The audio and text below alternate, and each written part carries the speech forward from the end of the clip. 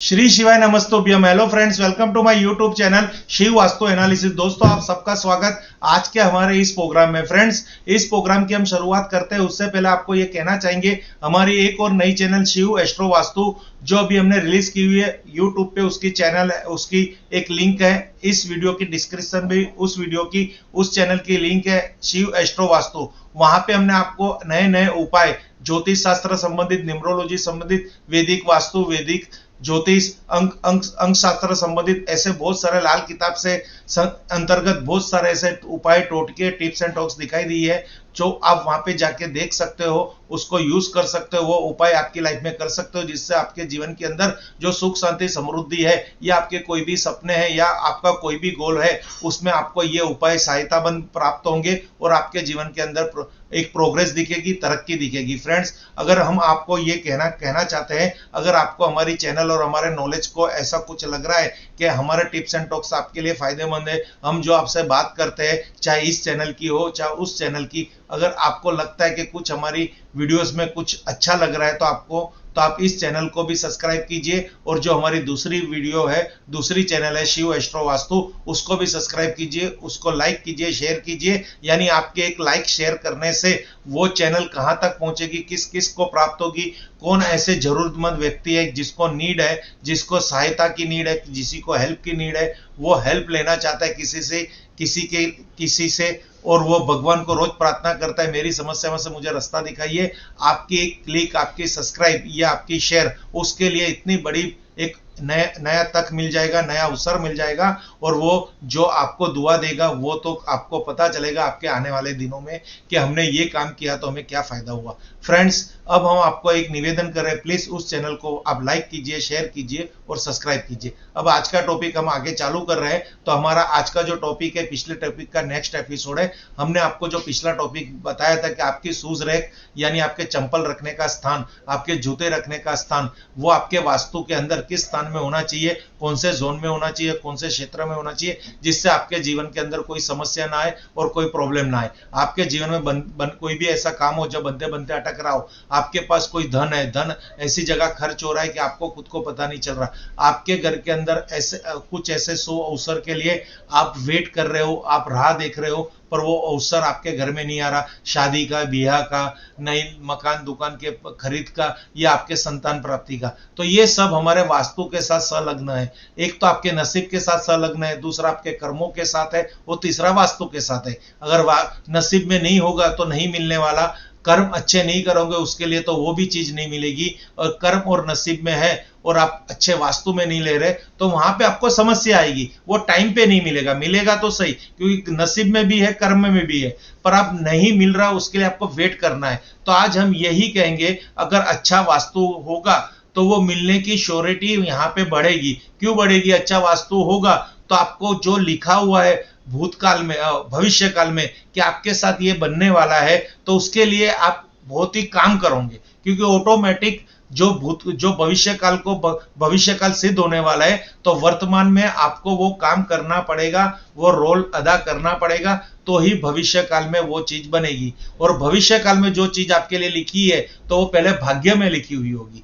तो अच्छे वास्तु में जाओगे तो यही फायदा है कि आपको काम करने की प्रेरणा मिलेगी, कर्म करने की प्रेरणा मिलेगी, मेहनत करने की प्रेरणा मिलेगी, और भाग्य होगा तो ही ये सब होगा।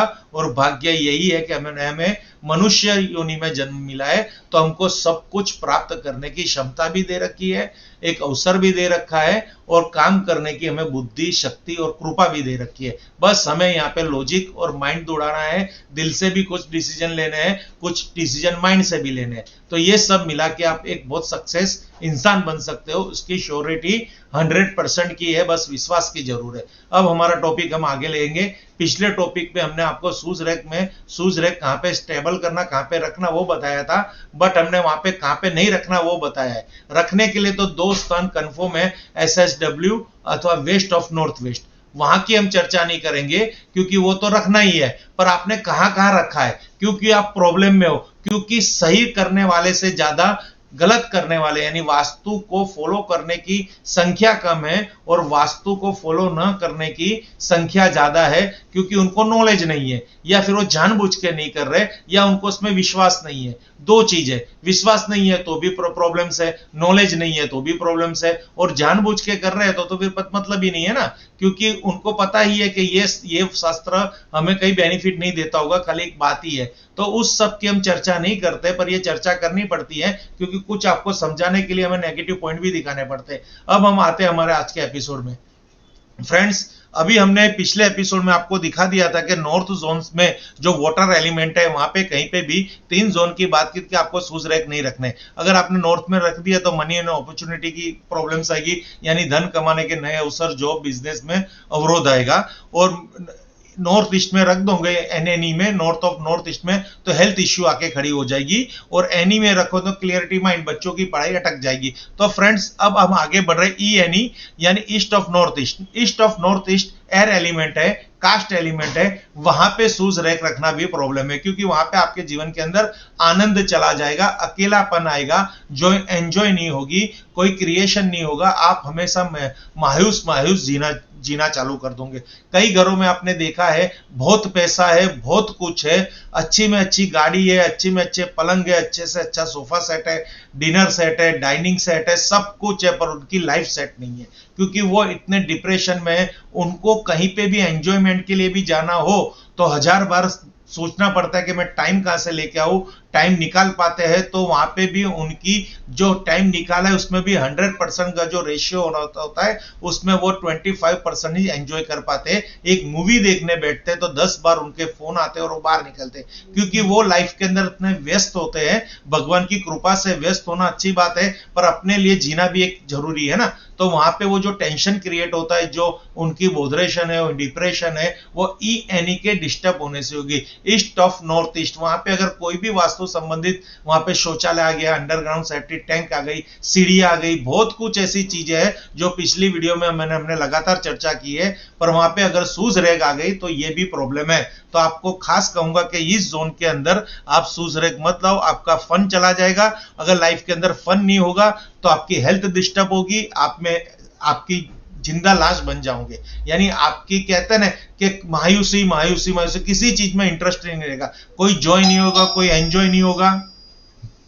यानी कहने का भावार्थ ये है, ईस्ट ऑफ नॉर्थ ईस्ट में अगर आपने शौचालय उतार दी है तो उससे जो आपके जीवन में इफेक्ट है, अगर आप खाना खाने बैठे होंगे पूरे फैमिली के साथ डाइनिंग टेबल के ऊपर, तो भी वहाँ पे इतनी हॉट आर्ग्यूमेंट आएगी कि आप वो चैन से खाना नहीं पाओगे, क्योंकि आपके में एंजॉय नहीं लिखा होगा। एंजॉय नहीं होने के अवसर बढ़ जाएंगे, कुछ ना कुछ ऐसा प्रॉब्लम्स आएगा कि आप समझ नहीं पाओगे कि मेरे साथ क्या बन रहा है। एक मूवी देखने जाना है तो वहाँ पे चॉइस की बात आएगी तो इतने सारे ऑप्शन मिल जाएंगे कि लास्ट में आप ये नहीं वो नहीं, ये नहीं वो नहीं, इतनी हॉट आर्ग्यूमेंट्स में पूरी हमारी एक मोमेंट है, जो हमारा एक सफर था, आज का एंजॉय करने का दिन था, वो भी एकदम मिसलेस हो जाएगा। तो कहने का भावार्थ ये है, अगर आपके साथ भी ऐसा कुछ बन रहा है कि आपकी लाइफ में एंजॉय नहीं मिल रहा, आपको आनंद प्रमोद नहीं मिल रहा, आप कहीं घूमने नहीं जा सकते, कहीं घूमने जाने का प्लान करते हो तो किसी कारणवश वो प्लान फेल हो जाता है, तो उसके लिए आपको कुछ भी नहीं करना, कहीं भी नहीं देखना, आपके घर के अंदर चेक करो, वास्तु कंपास लेके देखो या मुझे कॉल करो, ड्राइंग करो,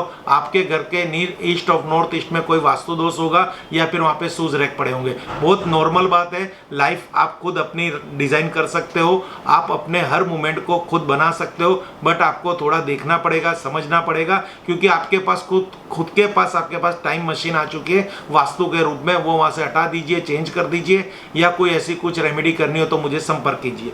फ्रेंड, उसी तरह सोशल एसोसिएशन यानी ईस्ट जोन, अगर ईस्ट जोन भी एयर एलिमेंट को प्रेजेंट करता है, ग्रीन कलर वहां का कलर्स है, वहां पे अगर आपको शूज रैक रखने की नौबत आ चुकी है तो आपके लाइफ के अंदर ये होगा कि आप लोगों के साथ जुड़ नहीं सकोगे, एंजॉय नहीं जाओगे, बाहर नहीं जाओगे तो कहां से जुड़ सकोगे, आपकी कोई लाइफ नहीं होगी, आप इतने व्यस्त अपनी खुद की एक जो होती है ना दुनिया में रहोगे, घर से बाहर नहीं जाओगे, घर से फैक्ट्री, फैक्ट्री से घर, कोई दूसरी चीज आपकी लाइफ के अंदर नहीं आएगी।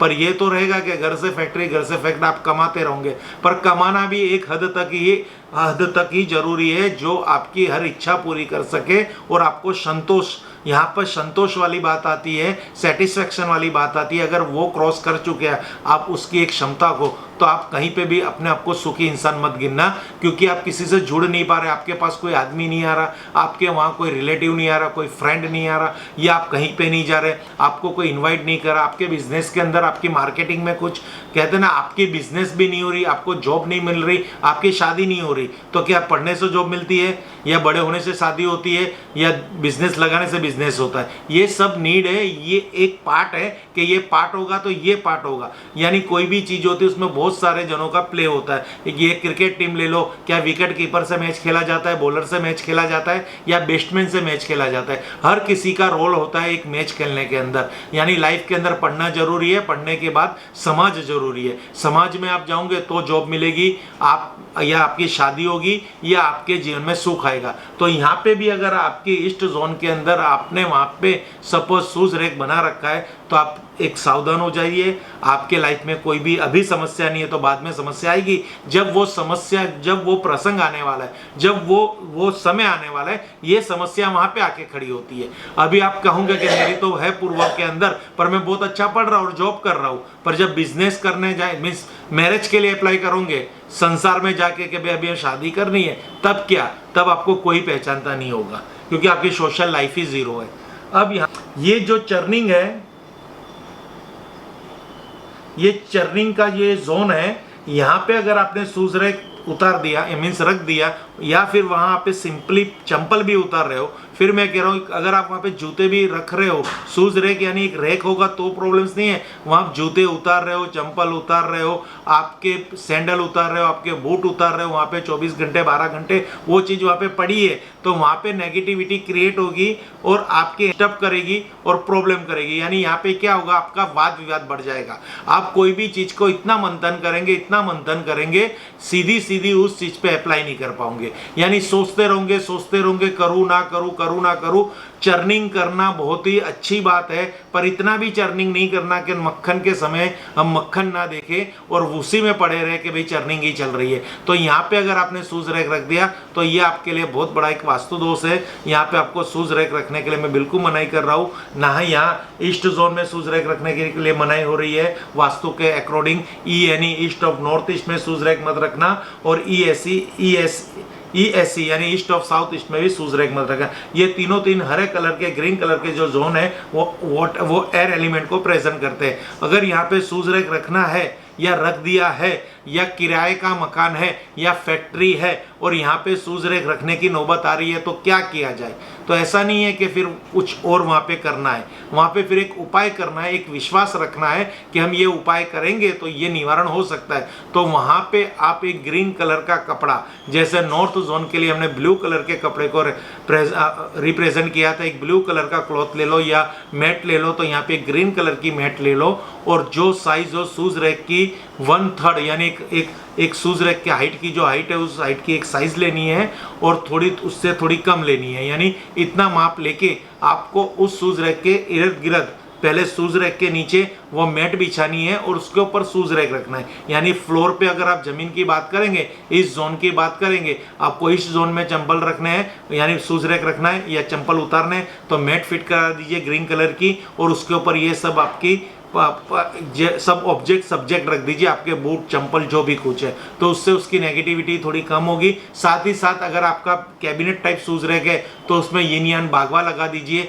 कैसे लगाना है उसकी भी हमारी एक वीडियो है, या हमें फ़ोन करके पूछ लेना। और साथ ही साथ उस जोन को कट भी करना हो, सपोज के वहाँ पे ऐसा होता है कि ग्रीन मैट बहुत समय तक नहीं रहती, तो उस जोन को ब्लॉक करना हो तो ग्रीन टेप उसकी तरफ, चारों तरफ यानी शूज रैक के इर्द गिर्द ये ग्रीन टेप लगा दीजिए, तो वहाँ की नेगेटिविटी को ब्लॉक कर देगा, जिससे आपको बेनिफिट रहेगा। ऐसे ही ब्लू टेप आती है, ये ग्रीन टेप के भी यहाँ पे है एक समाधान। इस तरह से आपकी गलत जोन में पड़ी हुई शूज रैक को आप इस तरह से इससे यूटिलाइज कर सकते हैं। फ्रेंड्स, अभी हमारे जो एपिसोड है इसमें हमने नॉर्थ ईस्ट जोन को भी कवर कर लिया है, नॉर्थ जोन को भी कवर लिया है, वाटर एलिमेंट को भी कवर किया है, और एयर एलिमेंट को भी कवर किया है कि यहाँ पे ये शूज रैक नहीं होनी चाहिए। नेक्स्ट जोन में वास्तु के और जो जोन है उसके बारे में हम डिस्कस करेंगे। Thank you friends. Her her Mahadev, her her Mahadev.